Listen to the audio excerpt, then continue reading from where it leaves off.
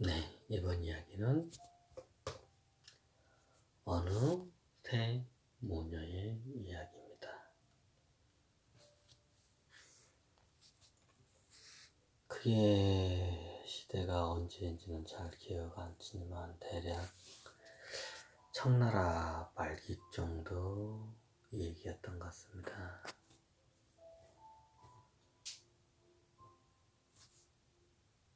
황제에겐 여러 후궁들이 있지만 그 중에 제일 사랑받는 첫 번째 왕과 두 번째, 세 번째의 비들이 있습니다.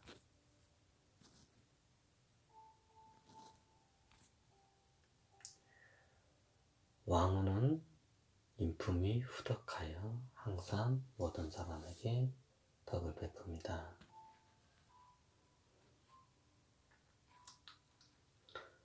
그리고 두 번째 비는 좀 성질이 약간 까탈스럽고 질투심이 약간 많네요. 그리고 좀 화를 잘 내고요. 하지만 미부는 천하절색입니다. 그리고 비천한 신분으로 궁에 들어와서 어렵게 세 번째 비까지 오르는 한 여인이 있었습니다.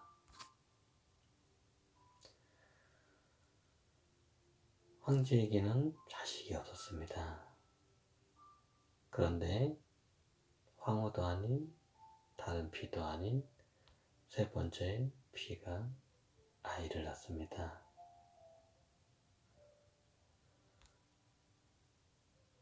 다른 후궁들은 그것을 너무나도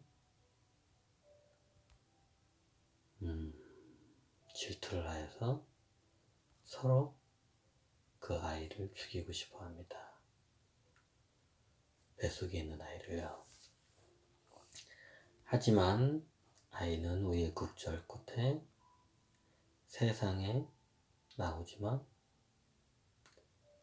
안타깝게도 다음 보위를 이을 황태자가 아닌 공주였습니다.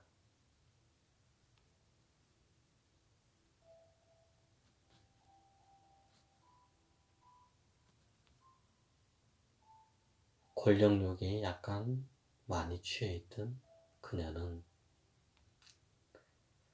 황태자를 낳고 싶었지만 딸을 낳아버렸네요.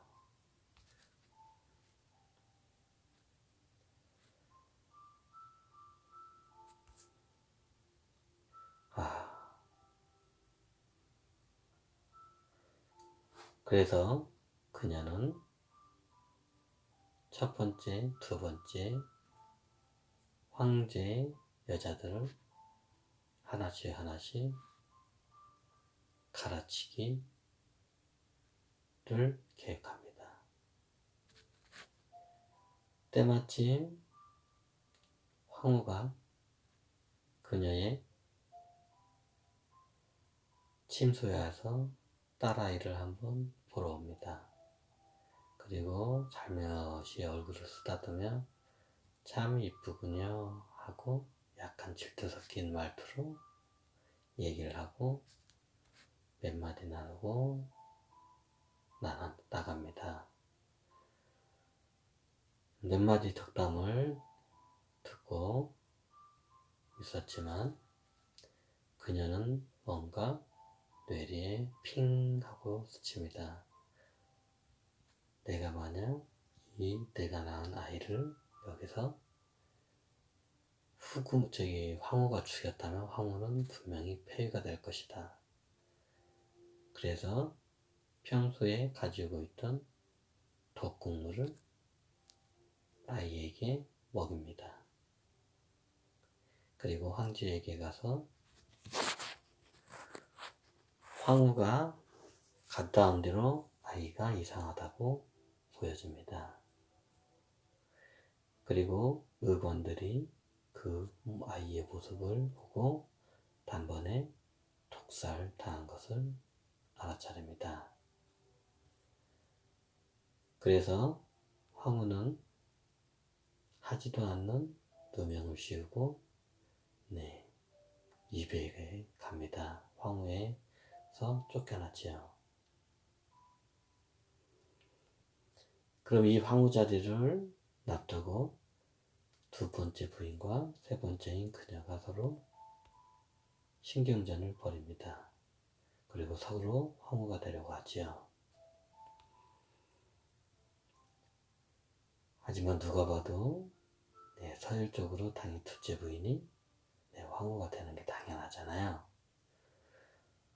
하지만 셋째 그녀는 꿈이 컸습니다. 그래서 세 번째 아이를 다시 임신을 합니다. 두 번째 아이구나. 두 번째 아이를 임신을 합니다. 그리고 자기가 다음 황후의 정당성을 내세우지요.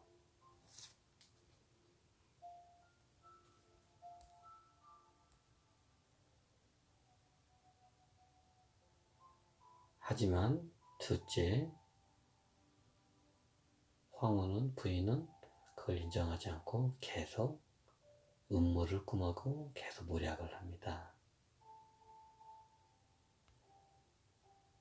그리고 셋째 부인은 이를 참다 못해 그녀에게 온갖 다른 죄를 뒤집어 씌워서 사형에 처하게 합니다. 그리고 그녀를 팔과 다리를 다 잘라내서 팔과 다리는 돼지우리에다가 돼지 밥으로 주고요. 몸과 머리통은 항아리에다 넣고 소금에 절여서 두고 꺼내서 보려고 소금에다가 절여 놓습니다. 그리고 시간이 지날 때마다 왠지 기분이 찝찝할 때면 그 항아리를 보면서 나의 그 복수에 대한 그 희열을 그녀는 느낍니다.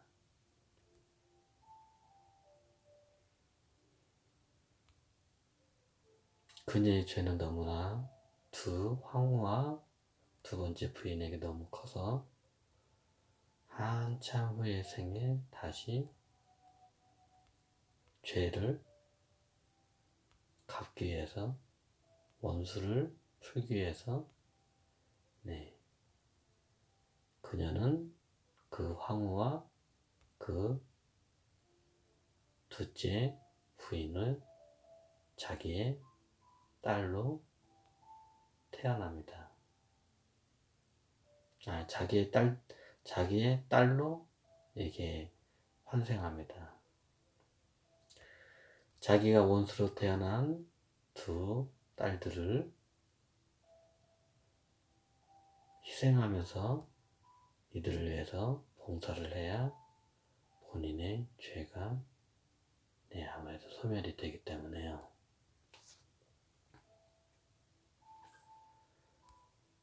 하지만 아이는 태어날 때부터 그 엄마가 자기를 팔다리를 잘라서 죽인 여자인 것을 마음 깊숙이 그에 알고 있었습니다. 하지만 머리로는 엄마로 알고 있죠. 그래서 엄마만 보면 자꾸 화가 나고 자꾸 분노가 치밉니다. 하지만 엄마는 이런 모든 사정을 모르기 때문에 그 아이가 왜 그러는지 이해를 전혀 못합니다. 물론 그 아이도 자기 자신이 왜 이런지 못합니다. 그냥 마음 깊숙이 엄마만 보면 분노와 살기가 치솟아올라서 그거를 어찌할 줄 모릅니다. 그렇게 세 모녀는 서로 전생의 인연을 안고 서로의 원한과 죄를 풀기 위해서 모녀로 태어납니다. 하지만 그게 잘 소멸이 되지 않네요.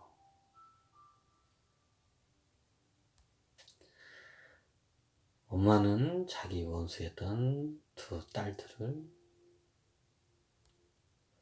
학교 가서 동상에 걸리면 참 마음이 가슴 아파합니다. 그리고 키울 때 애달복달 하면서 항상 마음을 졸이지요. 하지만 그러기 위해서는 죄가 소멸되기에는 그 죄가 너무나 큽니다.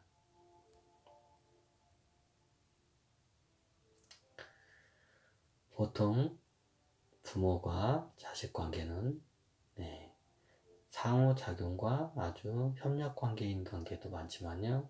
때로는 이렇게 서로의 원한과 죄를 풀기 위해서 서로 부모, 자식 또는 형제간으로 인연으로 오기도 합니다.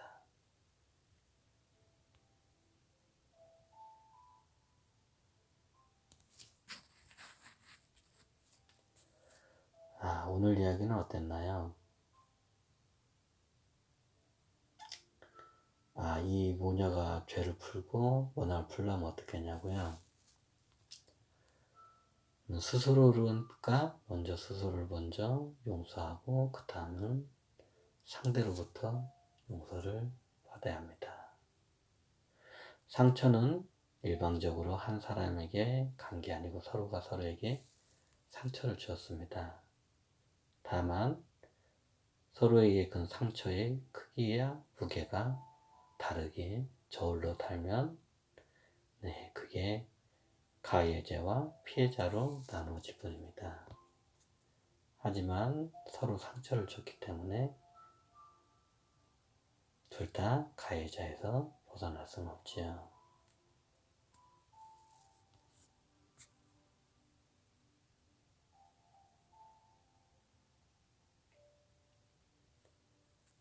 혹시 여러분들은 이런 비슷한 사정이 혹시 매여 있지 않나요?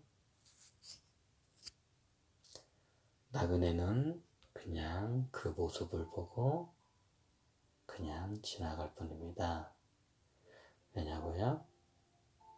그 얘기를 해줘봤자 그 누구도 믿지 않기 때문에요.